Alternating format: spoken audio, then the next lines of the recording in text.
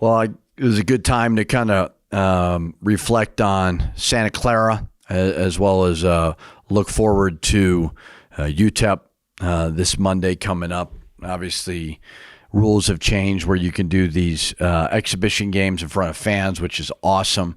Also, in conjunction with our children's hospital, which is great as well. So, for a good cause, but the rules evolving certainly are beneficial for all these teams to be able to play true opponents in front of fans. So very good. Santa Clara was kind of just what the doctor ordered. I don't really look at it as who won, who lost. I look at it more as just an opportunity to play a different opponent. We did a little controlled scrimmage at the beginning, half court.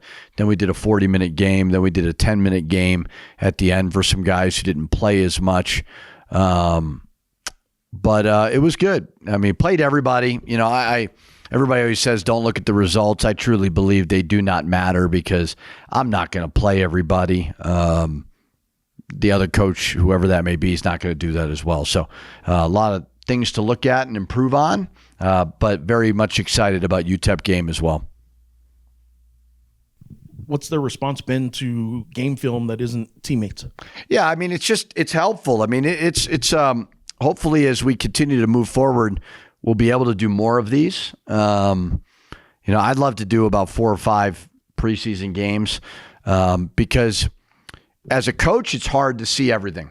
In practice, you may get a basket and you feel really good about it. And you're like, oh, it's against our defense. So it just feels, or it's so much easier to teach when you see, okay, this is what Santa Clara did, and this is how we're going to respond to it. So we had a really good practice yesterday. I think we understand just a sense of urgency. Although we played Santa Clara last year and beat them, I think Santa Clara was prepared for what we had done last year, which was great, and burnt us on some things that we did last year that we had to adjust on.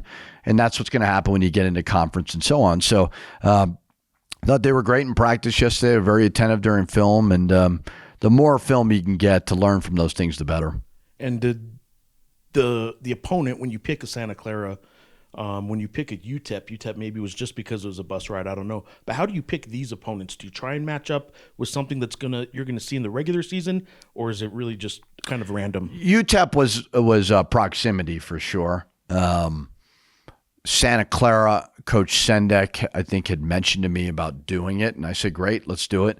So it's a little more random than you would think. Now, I wouldn't want to play a team that's going to play all zone like the old Syracuse zone or something like. So you try to make it make sense geographically for sure, and then style of play wise, if it appeals to us, we'll do it. But didn't really seek out UTEP. We sought out because we thought it would, just financially it'd be easier. I forgot what your question was. I was going to ask your question again. Yeah. No, yeah. Give it time. You'll do it again. Jay Wright, Tony Bennett, latest coaches to step aside amid all the changes with college basketball. And look, you're in the middle of this, and you've seen all the changes over the years. I know we've asked you about this before, but I mean, how hard is it to coach college basketball now as opposed to when it was when you were just doing this 5-6 years ago? Well, I'm not going to retire anytime soon, so don't worry about that. But it's always been hard. But I would say every profession is hard. Every walk of life, you're going to have the people that complain about what it used to be and what it's evolved. I mean, that's normal for every walk of life. I think the hard part right now is there is so much volatility in everything that we do. But you have to find a way to just figure it out. But you're looking at NIL, you don't know where it's going to be. You're looking at conference realignment, you don't know where it's going to be. So it's just like year to year. And do I like that? No, of course I don't like it, but I'm also not going to sit and whine about it and complain about it. If I have a solution, I'd be happy to offer it. I don't have a solution. I think when NIL started, we were all like, this is a really good idea. It is not what it was supposed to be. Conference realignment, as I said at Media Day, like I don't get at all why the Mountain West needed to break up. I get why Washington and Oregon wanted to go to the Big Ten. UCLA, USC want to go. I don't think it makes a whole lot of sense, but I get it. It was a lot of money. I don't believe that the Mountain West breaking up was necessary. But again, things I can't control. So yeah, it's hard. I don't find it substantially harder to coach the players. But predicting the future has become certainly more difficult, and building a roster is becoming more and more challenging. But everybody's dealing with it too. Coach, what was some of the, you talked about a little bit about it, but some of the bright spots that you got out of the scrimmage, and also what are you looking to get out of the exhibition game against UTEP? As a coach, this is year 13 for me, and I've got a pretty good idea of all the hypotheticals that could happen when you start playing teams every 3 or 4 days, and you try to cover all your bases before they happen. And like an open scrimmage is as simple as, where do you sit during a timeout? How do you act on the bench? How do you sprint on the court? How do you communicate? All those little things. Same thing will be in front of fans, which will be obviously even better, just to get the jitters out and all that. Because we do have a lot of new guys who have not played in the pit, have not played in front of our fans. That stuff does matter. But I don't know. UTEP style's aggressive. They're one of the best teams in the country, getting steals, which is great. I know UCLA will press. I know St. John's will press. So that's good for our guys to experience that. But I really look at more just game day routine. How are you going to react in a shoot around? Are you going to be ready to go? All those little things. And then obviously when the lights go on, you got to compete at the highest level. And I just had a brain fart. My second question. No, you're doing great. My answer was so good that you forgot everything. Yeah, it happens. You got me, man. Yeah. As far as what you see from your guys, how hard is it going to be to get set on the starting rotation? I don't agonize over starting, but it'll be more challenging to figure out the 8, 9, or 10 for sure. Starting, I think I've got a pretty good feel for it. Now, everything is different game to game, but a rotation, we do have a lot of depth, which is great, but you cannot play 16 guys. It's impossible. Real quick on the UTEP thing, then they do sort of match up with St. John's and UCLA, but more coincidence than anything on that. Yeah. Right. Okay. CJ Nolan, Donovan Den. I will say this. I did. We played UTEP my first year, and they were really, really aggressive, and that style exposed us. So I thought it would be good to go against that. Now, I'm going to be honest. I have no idea if they still play that style. My assistants have watched more of it. I was watching more of our Santa Clara stuff. So I do think that'll be good to the uncomfortable style that they play. It will be moderately similar to UCLA and St. John's. It could be ugly, though. It could be an ugly game. That's fine. Okay, CJ, Donovan, and MZL get voted the team captains. I'm curious your thoughts on those three being selected, and it was by the team, right? Mm-hmm. And CJ in particular, being a new guy, what does that say about a new guy getting it? Yeah, I always leave it up to the players to vote. I don't vote. The assistants don't vote. Some teams have taken it really, really seriously. Some have not. It just depends on the group.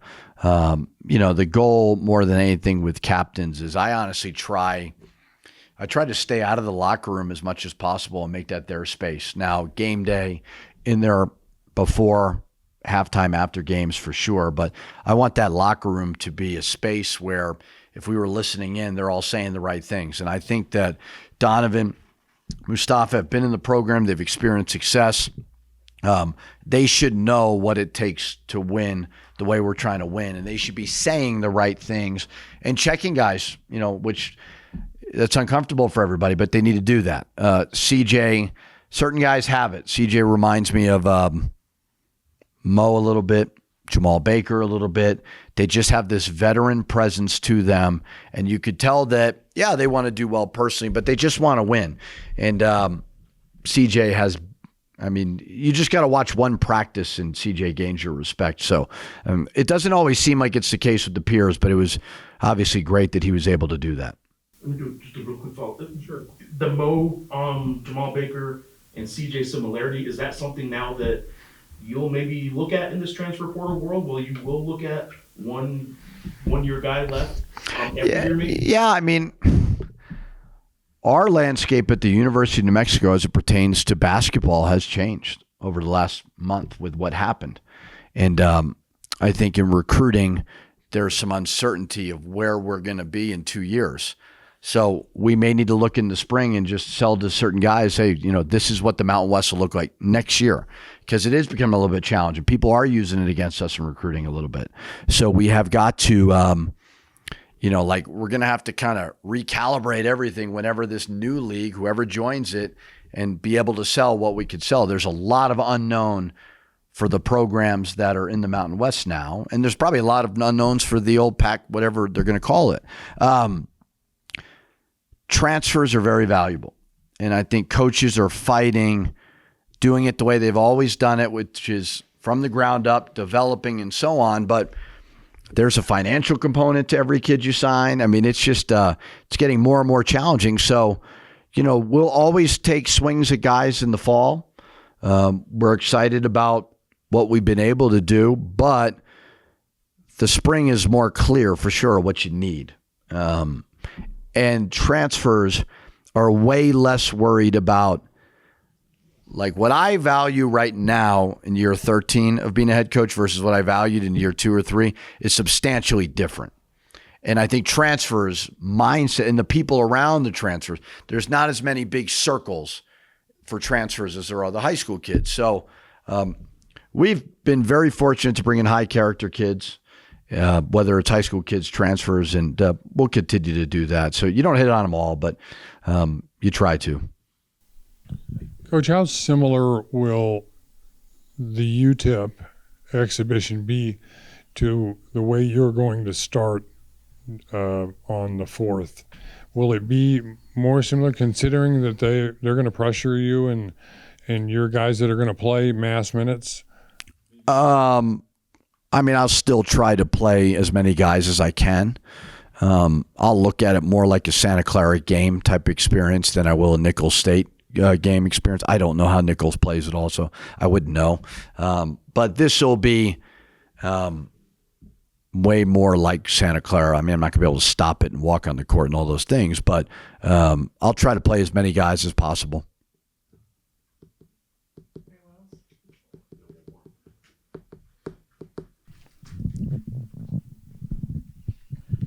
Football, usually this time of year when you're ramping up, when Lobo basketball is getting going on exhibition games and the season's about to start, that's all anybody in this town cares about most years. How much are you paying attention to what Bronco and Lobo football has going across the street? I'm paying attention to it because I'm rooting for Broncos' success because I really, really like them. And I did the same for Danny, but I'm way more I care about the people, and I just think that staff, getting to know them and just what they're trying to build has been really fun to see. Regardless of realignment and all those things, like the whole experience is better when football is good. Football's different. Now it's kind of changed a little bit, but it's once a week, normally on a Saturday. There's nothing cooler than getting the whole community outside on your campus. A little bit different of a feel than basketball, where basketball is a weeknight, late, so on. So there's not as tailgating and all those things. So the more vibrant this community can be, I think the better as it pertains to New Mexico athletics and football. I'm very cranky about football realignment stuff. So I don't even want to think about that part of it, but I just want them to win because I know Coach Mendenhall does a phenomenal job, and I know how good it'll be for this place when football is really good. So they've won 3 in a row, got a big one versus Colorado State. Not only my thing with them is like, love that you're winning, but I just think they're fun to watch too. The points they're putting up, Dampier is phenomenal. So it's going to – that's not even close to Broncos program yet. like, yeah, they're winning, but like this whole thing, he's just putting it into place, and it's going to be fun to watch it evolve for sure.